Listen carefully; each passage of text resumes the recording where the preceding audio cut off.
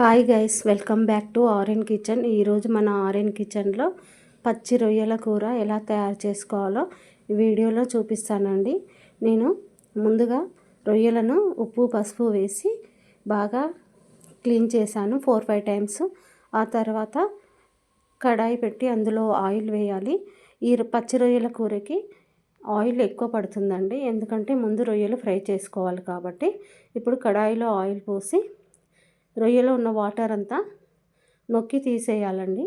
తర్వాత ఆ వేడెక్కిన ఆయిల్లోకి రొయ్యలు వేసుకొని ఇలా జాగ్రత్తగా ఫ్రై చేసుకోవాలి.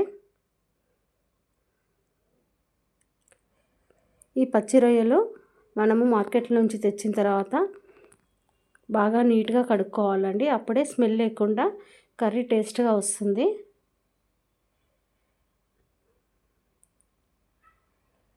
ఇలా జాగ్రత్తగా కలుపుతూ రొయ్యలని ఫ్రై చేసుకోవాలి. ఈలోపు మనము ఈ రొయ్యల కూరకి ఎక్కువ ఆనియన్స్ పడతాయండి. ఇప్పుడు నేను 1/2 kg రొయ్యలు తీసుకున్నాను కదా, ఇప్పుడు 5-6 ఆనియన్స్ తీసుకొని వాటిని చిన్నగా కట్ చేసి పెట్టుకోవాలి. దీంట్లోకి కొత్తిమీర కూడా కట్ చేసి పెట్టుకోవాలి. ఇలా వీటిని బాగా ఫ్రై చేసుకోవాలి. ఇలా మధ్య మధ్యలో కదుపుతూ జాగ్రత్తగా ఫ్రై చేసుకోవాలి.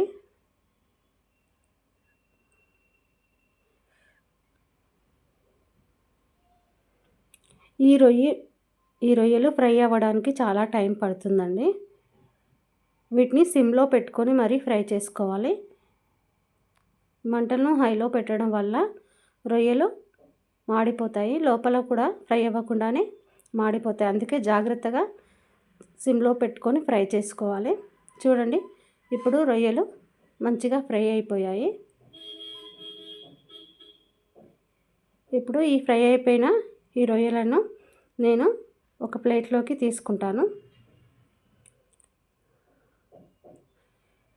వీటన్నింటిని ప్లేట్లో తీసుకొని ఇప్పుడు దాంట్లో ఇంకా ఆయిల్ మిగిలి ఉందండి. అదే ఆయిల్లో మనం కట్ చేసి పెట్టుకున్న ఆనియన్స్ ఉన్నాయి కదా, వాటిని వేసుకోవాలి. ఇలా ఆనియన్స్ అన్నీ వేసుకొని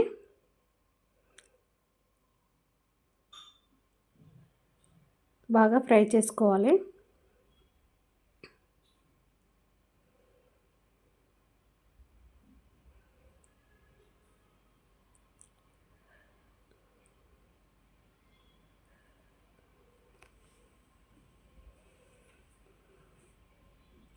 ఈ ఆనియన్స్ కూడా బాగా ఫ్రై చేసుకోవాలండి, అప్పుడే కర్రీ టేస్ట్గా వస్తుంది.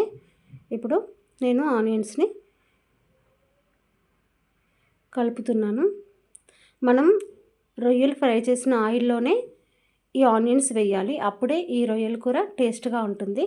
మనం ఆ రొయ్యల్లో ఉన్న ఆయిల్, రొయ్యలు ఫ్రై చేసిన తర్వాత వెంటనే ఆయిల్ తీసేయడం వల్ల ఈ రొయ్యల కూర టేస్ట్ రాదు. అందులో ఉన్న ఆయిల్ వల్లనే దీనికి టేస్ట్ వస్తుంది. కాబట్టి అదే ఆయిల్లో మనము ఆనియన్స్ వేయాలి. ఆనియన్స్ వేసిన తర్వాత కొంచెం అల్లం, 1 స్పూన్ అల్లం వెల్లుల్లి పేస్ట్, కొత్తిమీర వేసుకొని మళ్ళీ ఒకసారి కలుపుకొని సన్నని మంట పైన ఈ ఆనియన్స్ను ఉడకనివ్వాలి. వీటిని ఇలా మధ్య మధ్యలో కలుపుతూ ఆనియన్స్ని ఉడకనివ్వండి. ఇప్పుడు ఆనియన్స్ బాగా ఉడికిపోయాయి. దీంట్లోకి 1 స్పూన్ పసుపు వేస్తున్నాను. పసుపు వేసిన తర్వాత ఒకసారి మళ్ళీ కలుపుకోండి.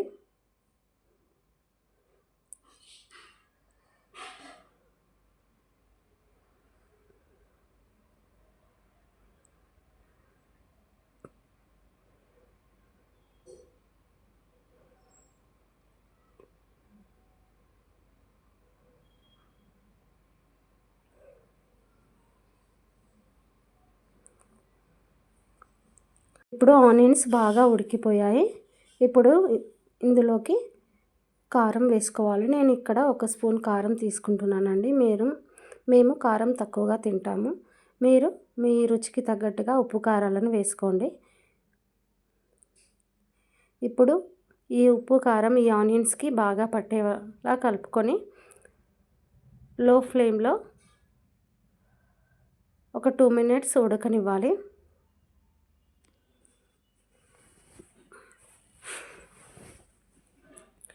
ఇలా కలుపుతూ జాగ్రత్తగా ఉడకనివ్వండి.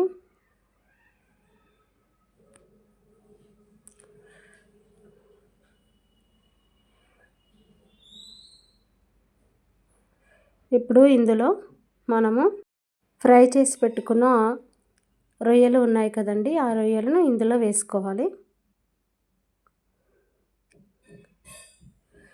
ఇప్పుడు ఒకసారి కలిపి మనం వేసుకున్న ఉప్పు కారాలు ఈ రొయ్యలకు పట్టే వరకు ఒక 2 మినిట్స్ లో ఫ్లేమ్లో అలా ఫ్రై చేసుకోవాలి. ఇప్పుడు ఈ రొయ్యలు కూడా కొంచెం ఉడికిపోయాయి. చూడండి, కొద్దిగా ఉడికాయి. ఇప్పుడు ఇందులో మనము ఒక గ్లాస్ వాటర్ పోసుకోవాలి. వాటర్ పోసుకున్న తర్వాత ఒకసారి కూరనంతా కలిపి ఇలా కలుపుకోవాలి. దీనిపైన ప్లేట్ వేసి ఒక 5 మినిట్స్ పాటు రొయ్యలను బాగా ఉడకనివ్వాలి. చూడండి, ఇందులో వాటర్ ఇంకా ఉంది. ఈ వాటర్ అంతా ఇంకిపోయే వరకు బాగా ఉడకనివ్వాలి. మళ్ళీ ప్లేట్ పెట్టుకొని నేను రొయ్యలను బాగా ఉడకనిస్తున్నాను. ఈ కూరలో ఉన్న వాటర్ మొత్తం ఇంకిపోయి దగ్గరికి అయ్యేంత వరకు కొంచెం హై ఫ్లేమ్లో పెట్టుకొని దగ్గరికి అయ్యే వరకు ఉడకనివ్వాలి. అండి, గ్రేవీ అంతా ఇంకిపోయి కూర దగ్గరికి అయిపోయింది. ఇప్పుడు ఇందులోకి చివరిగా గరం మసాలా పొడి వేసుకోవాలి. ఇప్పుడు నేను గరం మసాలా పొడి 1 స్పూన్ వేసుకున్నాను. ఆ తర్వాత ఒకసారి మళ్ళీ కలుపుకొని లో ఫ్లేమ్లో పెట్టుకొని ఒక 2 మినిట్స్ ఉడకనివ్వాలి. అంతే, రొయ్యల కూర రెడీ అయిపోయింది. ఎంతో టేస్టీగా ఉండే ఈ రొయ్యల కూరను మీరు కూడా ట్రై చేసి చూసి ఎలా వచ్చిందో నాకు కామెంట్ బాక్స్లో పెట్టండి. ఈ వీడియో మీకు నచ్చినట్టయితే లైక్ చేయండి. చివరిగా ఒక మాట గైస్, ఎట్టి పరిస్థితుల్లోనూ మీరు వీడియో చూసిన తర్వాత లైక్ చేయడం మర్చిపోవద్దండి. మీకు ఈ వీడియో నచ్చినట్టయితేనే లైక్ చేయండి. ప్లీజ్ లైక్ చేయడం మాత్రం మర్చిపోకండి. ప్లీజ్ మా ఛానల్ని లైక్ చేసి సబ్స్క్రైబ్ చేసుకోండి. ఇలాంటి మరెన్నో వీడియోల కోసం మా ఛానల్ని సబ్స్క్రైబ్ చేసుకోండి. మళ్ళీ చెప్తున్నానండి, ఎట్టి పరిస్థితుల్లో లైక్ చేయడం మాత్రం మర్చిపోవద్దు ప్లీజ్.